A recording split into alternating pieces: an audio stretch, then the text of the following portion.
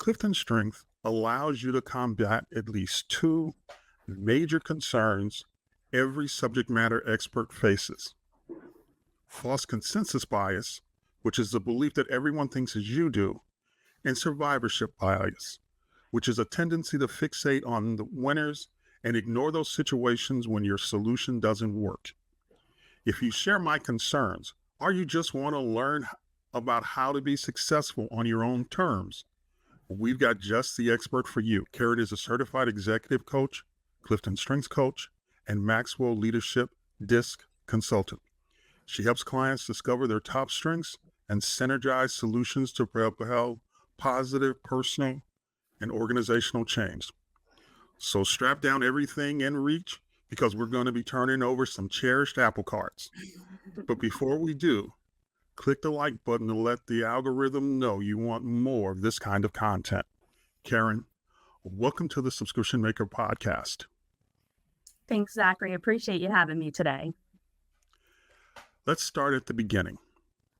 What is the difference between a strength and a talent? Yeah, that's a wonderful question. For anyone who may have already had the Gallup Clifton Strengths assessment, you may see that they call them strengths, they call them talents, they call them themes. So essentially, how Gallup describes a strength is something that you can do repeatedly with near perfect results. And so when you take your Clifton Strengths assessment, you get a list of 34 talents if you take the 34. And what those are things that are naturally occurring, things that you're naturally good at. Now, what makes it a strength, of course, is the amount of professional development and personal growth that you do to bolster that talent and make it a strength. What do you tell people who say, I love discovering my strengths, what do I do next? Yeah, right. It's knowledge is power, right? So just the awareness of it first and foremost is a great opportunity to say, hey, this actually makes perfect sense. There's a lot of feedback that I get from my clients, and they say, how did this assessment know me so well? And so whether you've taken the assessment or not taken the assessment, whether it's blocked, if you know it's a strength or don't know it's a strength, it's an opportunity first to take the assessment. And secondly, to really have a Gallup's coach, I'm a certified Gallup Strengths coach, to be able to really take you through the journey of that report, and not only having the power of naming what that strength is, but to be able to operationalize that in your life to give you overall fulfillment. Okay, let's get down to the nitty gritty. So what's really at stake? I mean, if you don't get this, if you don't take this kind of training, what's it matter? Yeah.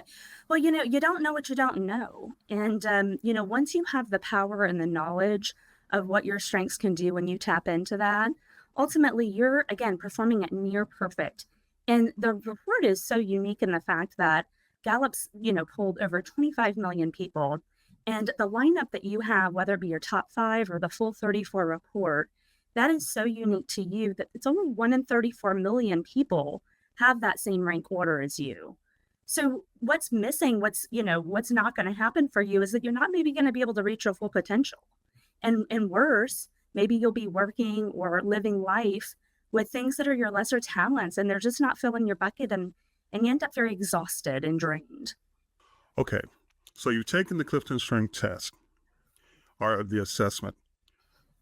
What can you do today to work on your Clifton Strengths talents and turn them into strengths? Yeah, that's such a great question. Pay attention. And I know that sounds so basic and simple, but as you pay attention, what is it that's really giving you energy? We probably all have those days, hopefully more rather than less, where we go in and we just have had such a great day. We've been productive. We've got all of our things checked off of our to-do list, and we usually have energy. So things that produce energy, give you motivation, make you feel good, those are the things you want to keep doing. The days that you've had where you're just like, my goodness, I just feel like I'm exhausted before lunchtime. I didn't get nearly what I need to get done, and I just feel like I'm spinning my wheels. Pay attention to that too, because you may want to identify what is that and maybe alter and change your approach and what you're doing. Okay, Karen. So I've heard a lot of CliftonStrenghts people use this phrase, and I just wanted to get an answer from an expert. What does the phrase "name it, claim it, and aim it" mean to you? Yeah, it's a great activity with Gallup, and essentially, what it's an opportunity to do is to name it. Meaning, again, if you have the awareness of your strengths or not, it's an opportunity to say, "This is who I am. This is my natural talent. I want to shovel all my professional development into that talent because I am naming this as my talent." Now, claiming it is really the paradigm shift for yourself. The realization that, oh my goodness, I just dropped my earbud. The realization that, I am great at these things. These things fill my bucket. It gives me energy. I want to keep doing this. That's claiming it, claiming what your strength or strengths are. And then aiming it is okay, now that I have this knowledge and I have this power and it gives me the energy, how do I make sure that I consistently do this and have this show up in my personal and professional life? So that's where you get the value of a strengths coach to be able to really help you define what success looks like for you, how you want to leverage that strength, and be able to really check on the progress of it. Okay, that sounds great. But what's it look like in practice? Could you give us an example of how you would do that? Yeah. Oftentimes I'm called into organizations to really help turn the ship around as far as culture or as far as morale or getting things done, productivity. And Gallup has done the research. So not only are the results astounding in the fact that when you're using your strengths, more than it's 3 times greater success that you'll be fulfilled and happy in life. For your work, you're 6 times more productive. And as far as the overall outcomes of profitability for the organization, that goes up by about 6% as well. So, how this works is using things like the name it, claim it, aim it worksheet, being able to thread the language of strengths throughout an organization. And if this is an individual endeavor, having those frequent checkpoints with your coach, which is your accountability partner, to be able to say, okay, this is when I use the strengths and this is how I maximized it. So I've seen end results where people have either been able to reallocate some tasks that they had on their plate, and they've given themselves more energy and they've given themselves more time in the day. And so, again, knowing what you're good at and operationalizing it for your life gives you that level of success to where you're not so exhausted by the end of the day. Okay, so we've hired your company to come in. So what do we get from a great learning? Mhm. Tell us about the organization. Tell us about your company, just a little bit. Yeah, absolutely. I've been one of those really grateful individuals that I've really done the work that I wanted to do pretty much my entire professional career. Now, the way in which I was showing up to do that looked different organization by organization. And so when we talk about pivoting, right, in 2020, all of us had that moment where, okay, do we stop? Do we freeze? Do we move forward? Do we pivot? How do we change? And that was that given opportunity for me because while I absolutely adore working inside organizations, I've always had this natural calling to be able to help lots of different individuals and teams and really be able to show up for them in a way that helps have that safety and being conducive for what the opportunity is ahead of them. So a great learning was born in 2020, and I was able to help several companies out as far as giving CliftonStrenghts. I was doing the Maxwell leadership disc assessments. I was doing workshops. I was doing coaching, and really, really elevating the game there. And then I had an opportunity to go back inside of an organization for a couple years, and I really valued that time. And then once again, in fall of 2023, I had another opportunity to revisit and again check in with myself. Is this where I want to be? And again, that pulling of I want to help lots of different companies and individuals, and that's where I'm back today. And I'm proudly serving lots of companies. One in particular is a large healthcare system. So what you've described is a lot of big decisions. And Yeah. one of the things I like to get at is, do you have a kitchen cabinet or private advisory group, or do you lone wolf the decisions? Do you go it alone and say, okay, I've got it, and No need to ask anybody else. Yeah, absolutely. And, part of being an entrepreneur, the one great thing that you get to do is you get to ask the boss, which is yourself, is this the right decision? Should I do it or shouldn't I? But I also know that I am a person, as far as going alone, you can go only so far, right? And the famous Helen Keller quote, right? You need to be able to work together to really be able to go far.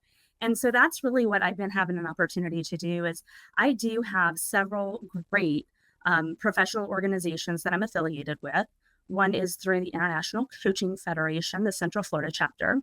And also, I am affiliated for the last decade with the Greater Orlando Organizational Development Group, otherwise known as GOOD. You can see why it's shortened. And they're a group of organization development folks that I have leaned on time and time again, have helped me when I was struggling to make a decision and to be able to talk that through. I think every good coach needs to have a coach. And I've been very honored to be coached by many wonderful coaches out there. So that's my support system. That's my network. It's my board of advisors, if you will, to make sure that the values of what a great learning stands for is represented. The decisions that I'm making are sound. But ultimately, at the end of the day, I get to make those decisions because I'm the one who lives with them.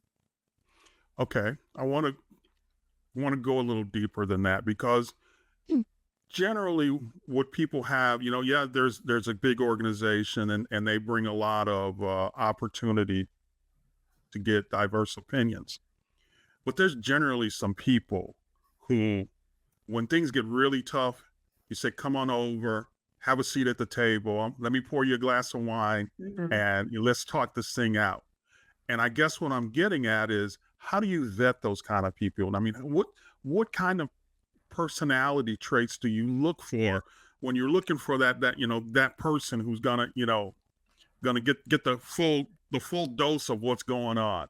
Because you don't Yeah, always give the entire scope of things to just anybody. But there's got to yeah, be some just people who are just getting the full skinny on the situation. So yeah. how do you find those people?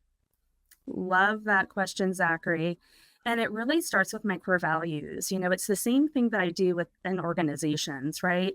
What are the values of the organization? Are people in alignment?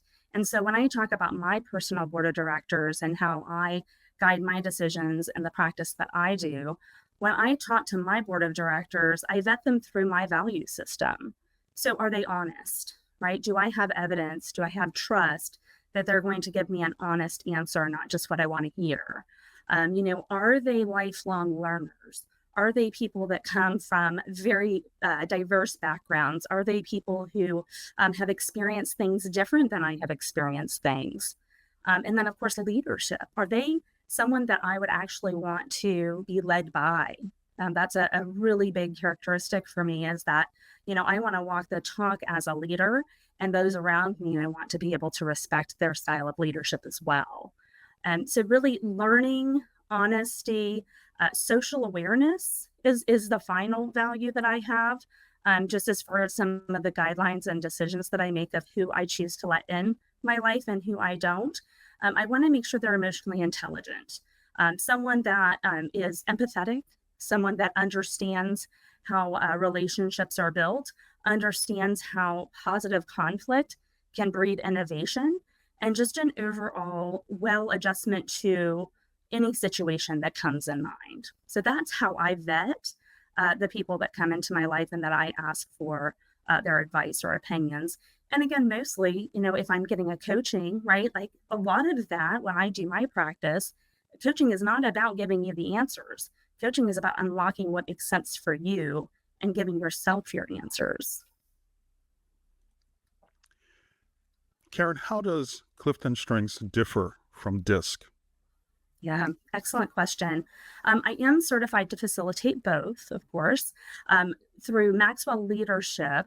The DISC assessment that they utilize is focused more on leadership style. So we call them power skills. And it is also the same framework from William Marston, right? The psychologist who really took Carl Jung's work and synthesized it down into four letters, right? Dominant, influence, compliant, and steady. And so those are more personality driven. And I choose to use DISC as an intervention tool when you have maybe a new group forming together. And we kind of want to see how the personalities mesh with one another, understanding communication do's and don'ts amongst the group. That's primarily for DISC. Good workshop, good team building, good understanding if there's any kind of conflict with personalities. Whereas CliftonStrenghts goes very complementary with DISC, by the way. It focuses more on task at hand. So when I'm working with individuals and organizations, essentially what they're doing is they're kind of taking a peek under the cover and say, okay, we have all this laundry list of tasks to get completed. And I have a team of 10 people, 20 people, 50 people, what have you. And how can I best leverage their natural talents and distribute the workload in a way that they're going to be optimized using their top talents and their strengths to get the job done? Because at the end of the day, time is money in businesses, right? We want to do things faster and better than anyone else. And when teams that understand strengths and have it as part of their language and their culture, they really truly are able to identify their teams to be able to discern the work, or I'm sorry, distribute the work according to how someone's going to be able to take that project on. Now, Karen, do you ever use CliftonStrenghts as kind of a communications framework, as a way of determining how best to format information for one person versus how you format it for someone else? Again, I believe they're very complementary tools, DISC and CliftonStrenghts. And so, pretty much everything that we do does center around communication. I use the tool primarily for understanding what contributions people make in an organization, because oftentimes, right, you have someone who is really great at X, Y, and Z task, and then they give it to somebody else and they can't understand why they can't follow along or why it's taking them longer when you yourself could have knocked it out quicker.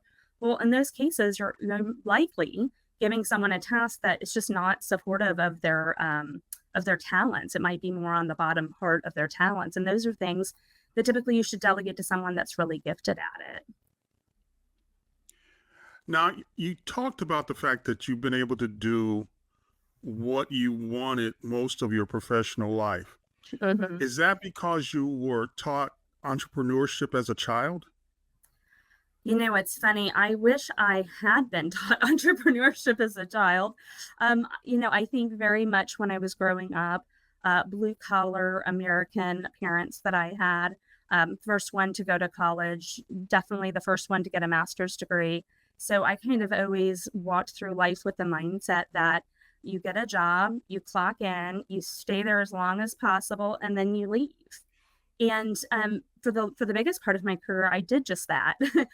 Always the biggest company cheerleader, always wanting to stay as long as possible, right? Always wanting to support, and that's wonderful. But when I kind of got put into this position and really analyzed what my values were, analyzed what strengths I bring to the table. In fact, John Maxwell, they have an entrepreneur report. So I coach people too on coming into entrepreneurship.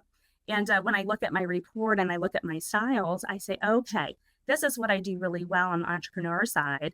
This is where I'm maybe not so gifted. So again, it's about that identification of how am I going to be an entrepreneur when I haven't had a framework of doing that?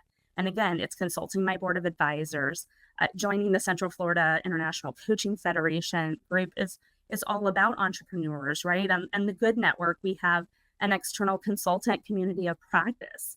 So again, I've branched out to people that actually are more entrepreneurial in nature. So I've had to really learn it along the way. Okay. So now it's time for our public service announcement. Oh. What would you tell young and youth entrepreneurs who want to pursue a career similar to yours? Yeah, I'd say follow your heart, but keep your mind present. Suss out the situation, right? Is it something that is worth the fight, worth the effort, worth the reward? I think a lot of young people kind of coming in. I know when I got my start in child welfare, I had rose-colored glasses, and I said, I'm going to go in here and I'm going to save every child. I'm not going to have any child that has abuse and neglect any longer. And I just realized that is not the most realistic goal, right? And so that's what I can say now, decades later, not in my young 20s anymore. Hard to believe, I know. But what I would share with them is, again, have a purpose. What is your purpose? What service are you trying to provide? And how does that align to your value Sure. system? Get coaching, get it early. I wish I even knew what coaching was in my 20s. It wasn't really until my 30s that I really started to understand the power of coaching and the power of having an accountability partner. So, really be sure to devise your board of advisors or your board of directors and create a vetting process, just like we were talking about, because it's really important. Your associations are really critical. That's pretty much the best advice that I have is trust your gut, follow it, and work. Nothing comes easy. Work for it. Okay. Based on what you just said, what you described to me was impact. Yeah. So how do you describe impact? I mean, that's what it sounded like to me. You're saying, hey, do things that are impactful, but I don't want to put words in your mouth. So how do Yeah. you define impact? Yeah, impact's a big one for me. But, again, it's not a cookie cutter, Zachary. So I can't say, hey, do things with your whole heart if like impact's not your thing. In fact, if we're talking CliftonStrenghts, that's significance. Significance might be your number 34.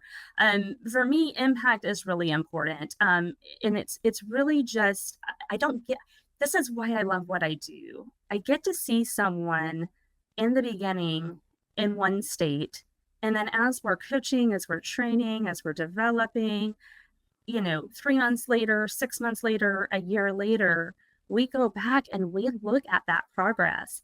And they're just usually just so much closer to their goal if they haven't already accomplished it. And they're just wearing themselves differently, is all I can say. They're living their truth. They're able to really kind of sink in and do what they need to do. So, I mean, I guess the lesson here is, yeah, I think it's impact, but maybe it's not impact for you. You have to really, in the words of Simon Sinek, find your why. What is it that you're trying to accomplish and why are you doing it? So as we start to wrap up, Karen, is there anything you wish more people would ask you? Yeah, that's a really good question. I think that, gosh, I'm trying to think exactly kind of where I would say, I think there's so many things that people get confused on or they get really busy with. Just ask me what coaching's all about. Ask me, anything as far as the questions that you've had, right? I'm just happy to be serving as a mentor in some ways. Okay, so let's come at it at a different way. Okay. During the Great Pause, I did a lot of interviews, and at one Mhm. point, I interviewed magicians. I don't know what happened, but I got on a kick, and I was interviewing magicians. And Mhm. one magician told me, he said, "Look, you always have something in your back pocket because they call it a gag. Always got a gag in your back pocket because someone's Mhm. always going to ask you. So you say you're a magician, show me something." Mhm. So that question is my way of asking you, how do you let people know if there was one question that someone could ask you that you Mhm. could answer and they would know immediately that you are who you say you are? What Mhm. would that question be? Oof, a question would be, maybe what's the biggest impact I've made, or what's the biggest Okay, let's changes I've start there. seen. Let's start there. What's the Yeah. biggest impact you made? And the Oh reason I gosh, bring that up, yeah. uh, impact is everything for me because I see a movement, I see a change happening where people are going from value based services to Mhm. impact based services, where you got to do something that actually moves the needle. It can't be Mhm. just about, okay, I'm going to deliver ROI, and then we figure out which program delivers the most ROI. No, it's got to move the needle. Someone told me Mhm. recently that it's got to be something that causes you to get out of bed. Yeah. This is a decision you don't have you have to make. So that's what I think Mhm. of as impact. So talk to me. Tell me, what has been your biggest impact so far? Oh yeah. I would say cutting turnover in half was a really big impact that I had in my career several years back. And we did it through really getting a pulse of what was going on with the organization's health, doing pulse checks, doing needs analysis, and being able to create training solutions that met the need at the time, developing a more formalized onboarding for the leaders, providing one on one coaching for every new leader that came on board.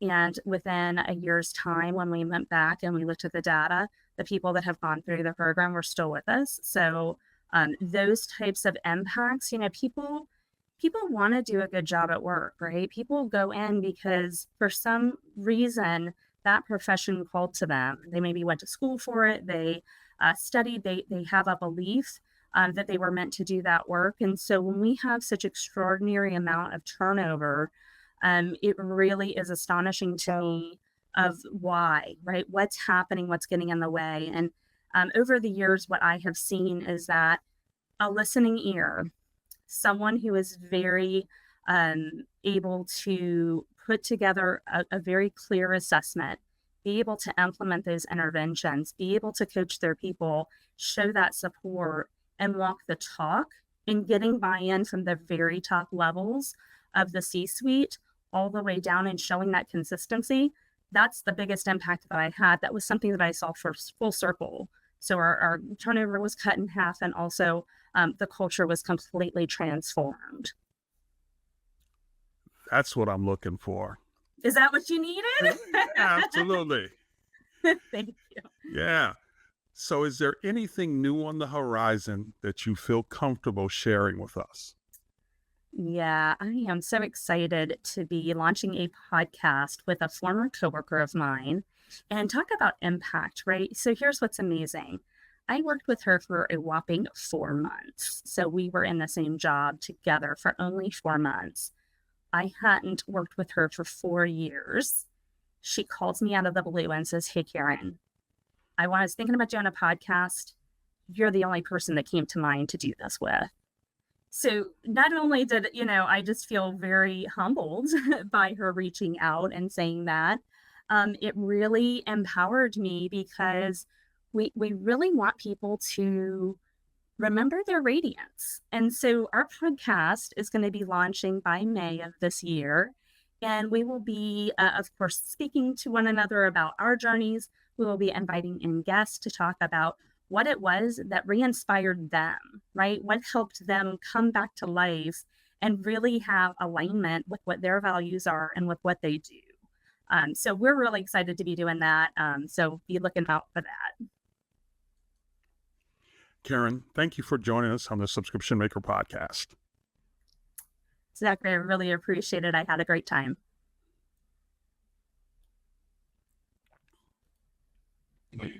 Before we wrap, too many people work way too hard and earn too little from their online businesses. You don't have to be one of them. And that's a wrap